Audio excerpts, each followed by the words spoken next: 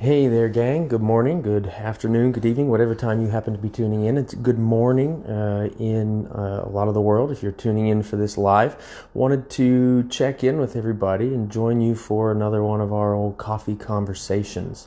It's been a little while since we've done these, so wanted to check back in with one of these and looking forward to doing a lot more in the coming weeks as we're, at this point homebound and socially isolated in a sense with this whole COVID-19 coronavirus stuff. But anyway, wanted to talk a little bit today about what we would call athletic relaxation. When we're working with our horse, one of the things that we are working for a lot of times is relaxation. Nobody wants our horse to be tense necessarily. We want that relaxation. We want that kind of open mind. We want that learning mindset that's going to come with relaxation, right?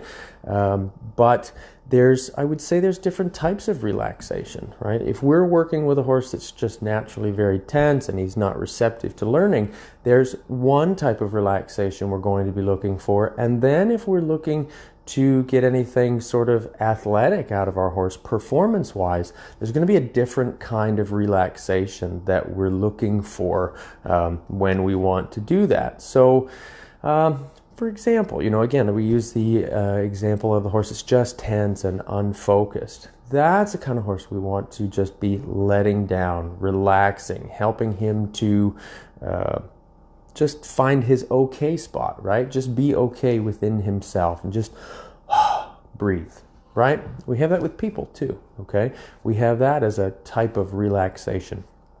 On the other hand, though, let's say we're looking at, again, getting something athletic out of our horse. Let's say, okay, if you're joining me for your cup of coffee, check in, let me know what you're drinking, coffee, tea, anything like that. But while you're sitting there, while you're listening to this, let's think about this for a moment. Let's just completely relax in your body. Just let everything down, right? Relax from there. And now do a push-up. Nah, it's not going to happen, is it? Let's completely relax again. And then do a high jump. Nope, that's not going to happen either, right? Because when we talk about relaxation in that case, that just letting down, letting everything go flaccid and drab, when we're doing that, we're not in a state of athletic readiness, right? Does that make sense? Now, we could think about it on the other extreme there. If we're athletically ready, but then we're just tense and we're tight and we're edgy and we're all over the place, our athletic performance isn't going to be very good either, right? If we think about human athletes, as well as horse athletes, right? There's a readiness that is focused, that is channeled, right? So we go back to that horse that we're asking to just completely let down and relax and focus and that sort of thing.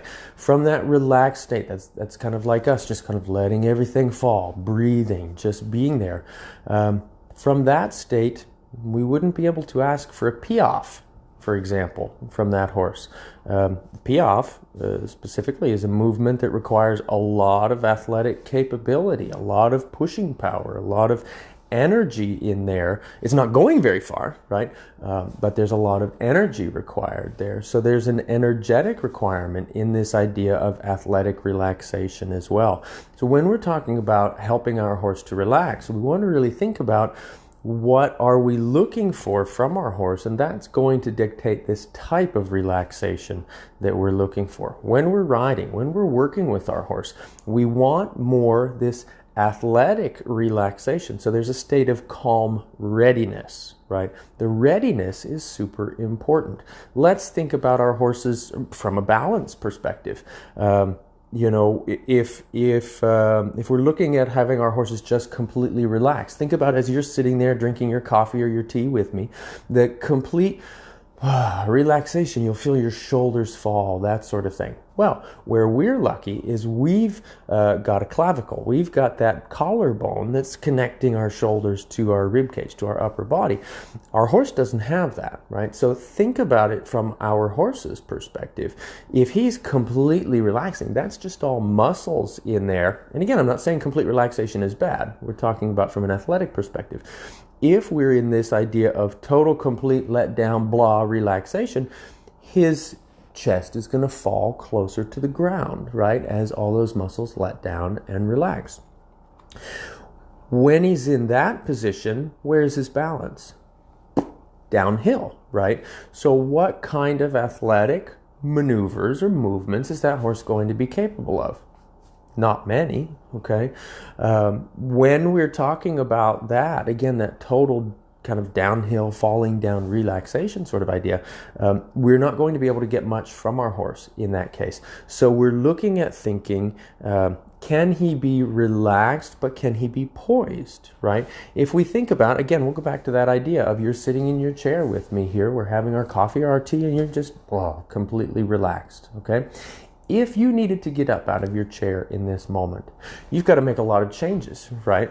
You've got to go through a lot in your body. Maybe it's not a lot, right? But you've got to go through some changes. You've got to go through some things in your body to get from that position into the position where you're upright. Let's think about maybe poised relaxation. Maybe that's another way to think about this. Poised relaxation. So let's sit in your chair or on your couch or wherever you are listening, and just think about your posture, right? Think about your equitation. Think about what that's going to look like and feel like if you're, slightly engaged in your core, but you can still be relaxed. I'm not saying be tense, right? You can be fairly relaxed, but still in a good poised, athletically ready position, right? That's more like what we're looking for from our horse when we're wanting a lot of these things that we're talking about, that we want him to work for us, but not be tense, okay? That's something that we want to think about. That's going to require a different level of engagement from our horse, okay? Mental as well as physical, all right? We can be relaxed. We can be kicking back, rather slothful on the couch, and this is a good time in the world for most of us to be doing that, right? Just kind of vegging out on the couch, not doing much. But that's not a posture or a position that's going to allow us to be athletic or to really get much of anything done. So we want to be thinking about that when we're working with our horse. Can we have relaxation, but can it be an active, athletic relaxation? And so with that active athletic relaxation, just like with us, just like with athletes, there's that readiness, right? There's that responsiveness. So the responsiveness is really important as well. If we're looking at asking our horses to relax, are we sacrificing responsiveness for relaxation? And then on the other side, we want to think, are we sacrificing relaxation for responsiveness? So we've got to have that balance in there. It's got to be equal doses, maybe not equal doses, it's got to be balanced doses of both of those things, responsiveness as well as relaxation. If we have more one than the other, it's going to be unbalanced, and we're either going to be tense or we're going to be just incapable of getting anything athletic done. Okay, I hope that kind of gives you something to think about there with that. That, again, athletic relaxation versus kind of a dull, blah, drab relaxation. And again, it depends on what you're looking for from your horse. It depends on what you're working on, what you're doing in that specific instance. Athletic relaxation could be very different. Again, we mentioned piaffe. Say you're working with your horse and you want piaffe. There's got to be an extreme amount of responsiveness right there, but you don't want tension because then the body's not going to be in a position where it's necessarily capable of doing that athletically.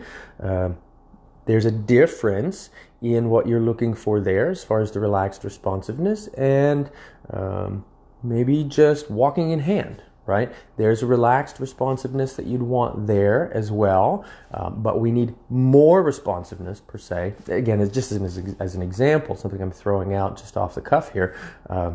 There's going to be more responsiveness necessary for that piaffe than for that relaxed walking in hand. So it's a scale, right? Everything happens on a spectrum in that case.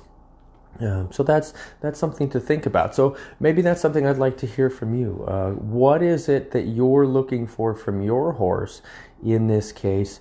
Or can you come up with an example of where you're looking to find relaxation and responsiveness? And where's that middle ground? Where are you maybe struggling? Maybe you've got more relaxation. Maybe you've got more responsiveness as far as it's looking like more tension, and you need to find that balance in there. I'm really curious if there's anything that you're working on that you need a little bit of help. Your horse needs to, be helped to find that balance in there. Okay. Again, athletic relaxation, really, really important. Okay, really important. It's more than just letting down, more than just being okay. It's being ready and being okay with being ready. I hope that makes sense. So anyway, check in with me. I'm drinking a dark roast coffee right now, black always. But what are you drinking? What are you enjoying while we're having these coffee conversations? Again, I'm going to be trying to do more of these in the weeks and days ahead. So if you've got any ideas, suggestions, comments on things you might like to hear about, things you'd like to join me with, feel free, put those in the comment section below here. I'm really curious about some topics that you'd like to chat about or hear more about.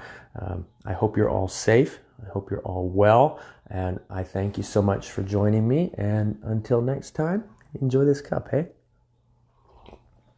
Enjoy your cup of whatever you're drinking. Thanks, gang. We'll see you soon.